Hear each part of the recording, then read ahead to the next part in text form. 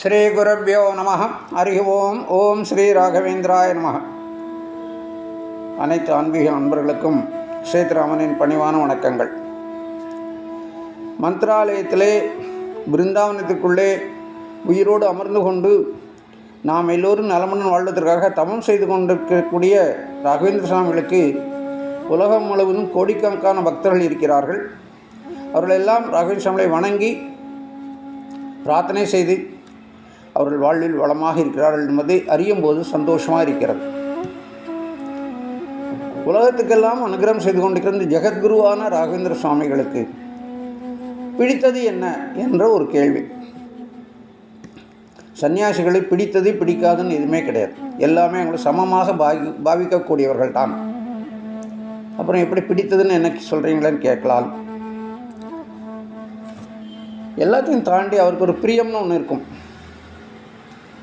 அப்படி அவர் பிரியமானது எது என்று கேட்டால், அவருடைய அத்தியந்தமான சிஷ்யர் அப்பனாச்சாரிய அவர்கள் இயற்றிய ராகவேந்திர குரு ஸ்தோத்திரம்.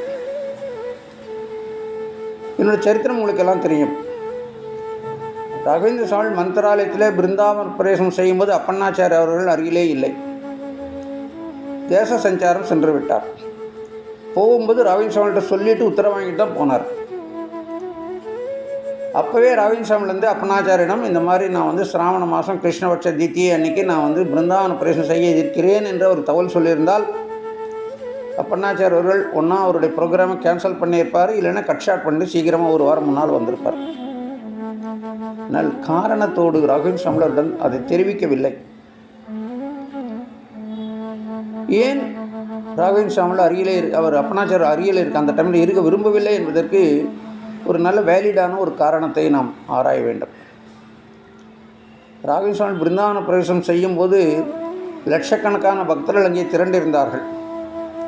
அதிலே ராகவேந்திர சுவாமி ரொம்ப அத்தியந்தமான பக்தர்கள், நூற்றுக்கணக்கான பக்தர்கள், ரொம்பவும் பிரேம பக்தியோடு கூடியவர்கள் நூற்றுக்கணக்கான பேர் இருந்தார்கள். யார் யார் இருந்தார் நமக்கு யாருக்கான தெரியுமா? யாருக்குமே தெரியாது.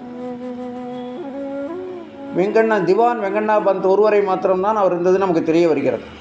காரணம் என்னென்னா, அவர் பிருந்தாவன நிர்மாண வேலைகள், பிருந்தாவனத்துக்கு பிரவேசிக்க வேண்டிய ஏற்பாடுகள், திவான் என்கிற முறையில் வந்தவர்களுக்கு தங்குவோர் வசதிகள் எல்லா ஏற்பாடும் பிருந்தாவன சந்தர்ப்பத்தில் செய்ய வேண்டிய அத்தனை சேவைகளுமே அவர் செய்து வந்ததுனாலே அவரை பற்றி நமக்கு தெரிய வந்தது. மற்றபடி வேறு யாரெல்லாம் இருந்தாங்க, நிறைய பேர் சர்வீஸில் இருந்திருப்பாங்களே, சேவை பண்ணி இருந்திருப்பாங்க. அவங்கள பற்றி நமக்கு எந்த தகவலுமே கிடையாது. சப்போஸிங் அப்பண்ணாச்சாரியார் அவர்களும் பிருந்தாவன பிரவேசம் சந்தர்ப்பத்திலே மந்திராலயத்தில் இருந்திருந்தால் அவருடைய உண்மையான குரு பக்தி உலகுக்கு தெரியாமல் போயிருக்கும். அவர் மூலம் கிடைத்த இந்த குருஸ்தோத்திரமும் நமக்கு கிடைக்காமல் போயிருக்கும். இந்த நல்ல எண்ணத்தினில்தான் ராகவேந்திர சுவாமிகள் அவருக்கு தகவல் சொல்லவில்லை. ராகவேந்திர சுவாமி பிருந்தாவன பிரவேசம் ஆகக்கூடிய செய்தி அவருக்கு ரொம்ப நெருக்கிய இதில் ரொம்ப ஷார்ட் டியூரேஷன் தான் அவருக்கு தகவல் தெரியுது. அப்பண்ணாச்சாரியார் பிக்ஷாலயாவிலிருந்து மந்திராலயம் வர வேண்டும் என்று சொன்னால் துங்கபத்ரா நதியை கடந்து வர வேண்டும். அப்பொழுது மழை காலமானதுனாலே துங்கபத்ரா நதியில் இரு கரையும் தொட்டு கொண்டு வெள்ளம், காட்டாறு வெள்ளம் கரை புரண்டு ஓடிக்கொண்டிருக்கிறது. யாரான அதில் இறங்கினா இடத்துக்கு போய் சேர முடியாது, இறைவன் அடி தான் சேர வேண்டும். பரிசல் யாரும் வரமாட்டேன்னு சொல்லிட்டாங்க. ஏன்னா அந்த ஃபோர்ஸ் அவ்வளோ ஜாஸ்தி.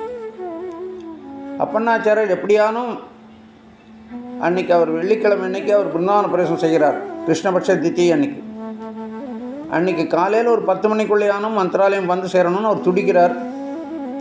ஆனால் துங்கபத்ரா நதி வழிவிடவில்லை. சரி, என்ன ஆனாலும் சரி, ஒன்றா குருராஜர் தரிசனம் பண்ணணும்.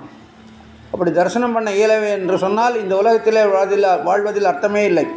நான் வெள்ளத்தோடையே போய் நான் இறைந்து போகிறேன் என்ற தீர்மானத்தோடு குருராஜ ஸ்மரணையோடு வெள்ளத்திலே குதித்தார் துங்கபத்ரா நதியில். குருபக்திக்கு என்றைக்கும் வீண் போவதில்லை. மிகப்பெரிய கை ஒன்று அவரை இழுத்து கொண்டு, நீரின் ஓட்டத்துக்கு எதிராக அவரை இழுத்து கொண்டு மந்திராலயம் நோக்கி இழுத்து கொண்டு வந்தது.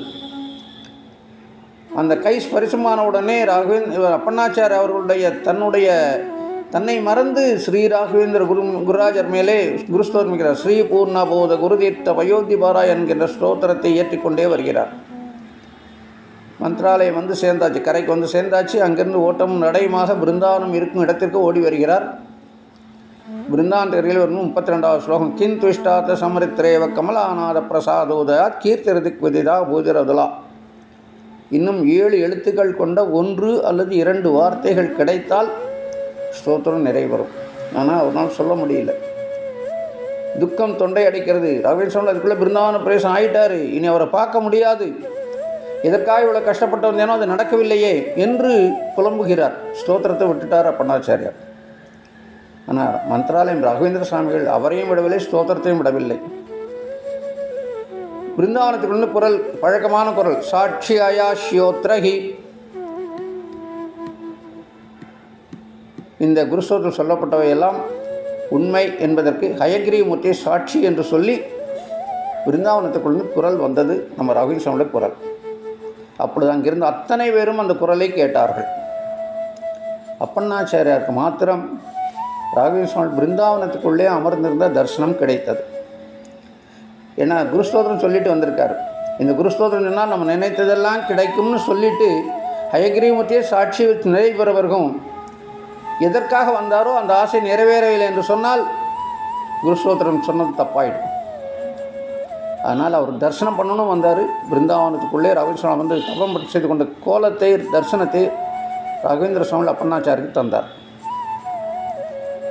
அது மாதிரி அந்த குருஸ்தோத்திரத்துக்கு அவ்வளோ உயர்வும் தந்தார்.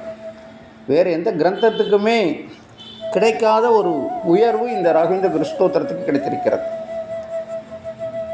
அது எப்படி இந்த குருஸ்தோத்திரம் மற்ற கிரந்தங்களை விட உயர்ந்தது என்பதை பற்றி நாம் சற்றே ஆராய வேண்டும்.